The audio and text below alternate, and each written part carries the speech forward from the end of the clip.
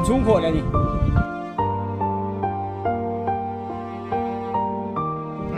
ลูกกำแหงแขนพวกนี้ลูกอ่ะเอ้ยอย่ากัดหอดิลูกไม่ลูกเผาไข่เผาคาไปวะครูกับพ่อวะ จะบอกคือว่าคือที่ 恍惚想起你的脸庞，